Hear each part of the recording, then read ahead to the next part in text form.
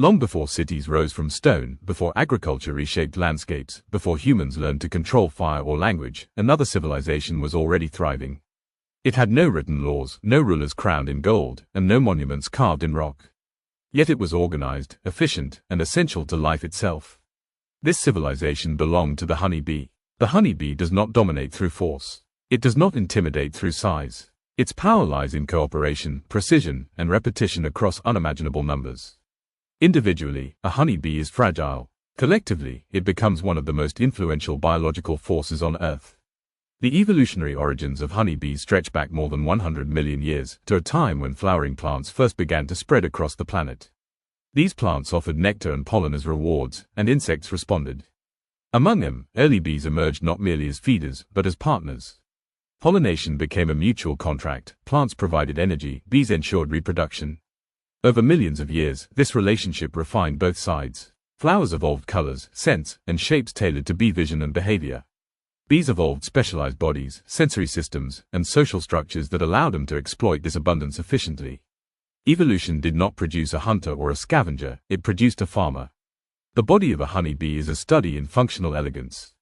Divided into head, thorax, and abdomen, every segment serves a role. The head houses compound eyes capable of seeing ultraviolet light, allowing bees to detect patterns on flowers invisible to humans. Antennae act as chemical sensors, reading the world through scent rather than sight.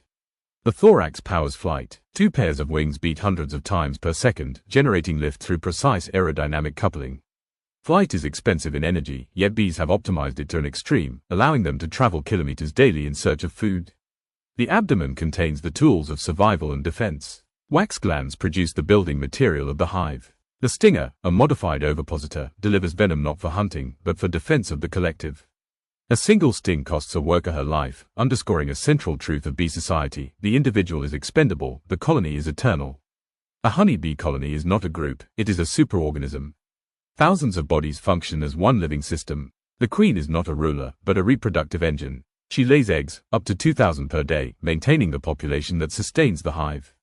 Workers perform tasks based on age rather than choice. Young bees clean cells and tend larvae. Older workers build comb, process nectar, and guard entrances. The oldest become foragers, risking death with every flight. This division of labor emerges without instruction, guided by chemical signals and internal clocks. Communication within the hive reaches a level unmatched among insects. When a forager discovers a rich food source, she does not lead others directly. Instead, she dances. The waggle dance encodes direction, distance, and quality of the resource relative to the sun's position. Through movement alone, information spreads. This is not instinct alone. It is interpretation. Bees observe, decode, and act. Pollination is the invisible labor that sustains ecosystems. As bees move from flower to flower, pollen clings to their bodies and transfers genetic material between plants. Crops fail without it. Forests thin. Biodiversity collapses. Nearly 1/3 of human food production depends directly on pollinators, and honeybees carry the majority of that burden. Fruits, nuts, vegetables, and seeds owe their existence to these insects. Yet despite their importance, honeybees live under constant threat. Pesticides, habitat loss, parasites, and climate instability weaken colonies worldwide.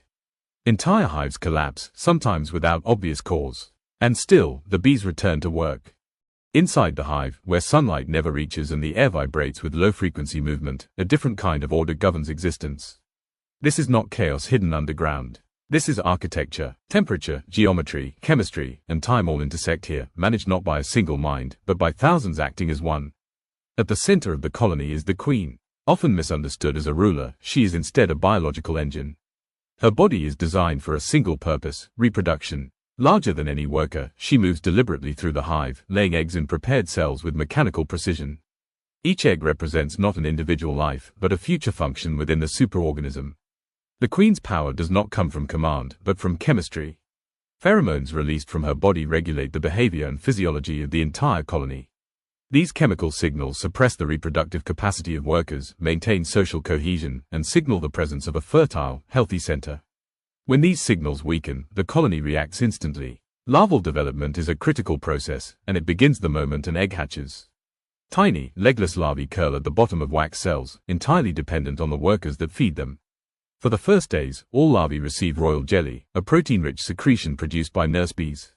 But only a few will continue receiving it. Nutrition determines destiny. Larvae destined to become workers are gradually shifted to a diet of pollen and nectar.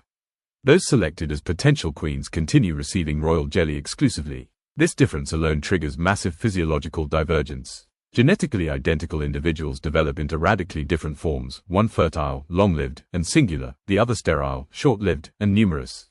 This is epigenetics in action. The environment, not the genome, decides fate. As larvae grow, workers cap their cells with wax, sealing them inside for metamorphosis. Within these chambers, bodies dissolve and reform. Legs, wings, compound eyes, and internal organs assemble in silence.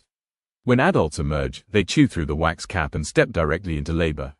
No one teaches them, no one assigns them tasks. And yet, the system works. Hive construction is among the most remarkable engineering achievements in nature. Bees produce wax from specialized glands, secreting it as tiny flakes that they mold with mandibles and legs. The result is the honeycomb, rows of perfect hexagons packed together with mathematical efficiency. The hexagon is not chosen by design, but by physics. It allows maximum storage with minimal material. Every cell is angled slightly upward, preventing honey from dripping out. Temperature inside the hive is maintained within a narrow range, ideal for larval development through coordinated wing fanning and clustering behavior. When temperatures rise, workers fan air through the hive. When cold threatens, they cluster tightly, vibrating flight muscles to generate heat. The hive breeds, adjusts, and survives. Honey production itself is not merely food storage, it is a biochemical process. Nectar collected from flowers is rich in sugars but unstable. Workers pass it mouth to mouth, adding enzymes that break complex sugars into simpler forms. Water content is reduced through evaporation until the substance becomes honey, a long-lasting energy reserve resistant to spoilage. This reserve fuels the colony through seasons when flowers disappear. It is insurance against uncertainty, stored sunlight preserved in amber form. Defense of the hive is absolute. Guard bees patrol entrances, inspecting incoming workers through chemical recognition. Intruders, wasps, beetles, or mammals, are met with aggression. The sting, a barbed weapon, is used only when necessary. For a worker, stinging a mammal means death. But the colony survives. Here, sacrifice is not tragic. It is functional. Beyond the hive walls, foragers operate as the colony's sensory organs. Each flight is a data-gathering mission. They assess flower abundance, distance, competition, and risk. Information is returned through dance and scent. The hive responds collectively, redirecting effort where returns are highest. Time is measured not in hours, but in flowering cycles and solar position. Bees orient using polarized light patterns in the sky, navigating even on cloudy days. Their internal clocks adjust to the movement of the sun, ensuring dance communication remains accurate. This precision allows colonies to exploit landscapes with stunning efficiency. Yet perfection does not guarantee permanence. Parasites infiltrate the hive. The varroa mite, among the most devastating, attaches to developing larvae, weakening immune systems and transmitting viruses.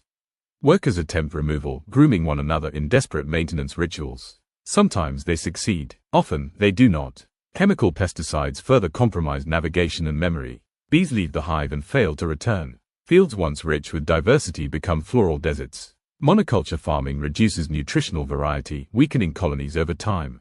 Still, the hive adapts where it can. When a queen ages or dies, the colony initiates replacement. New queens are raised. Once mature, the old queen may leave with a portion of the workers in a swarm, an act of division that ensures survival through replication.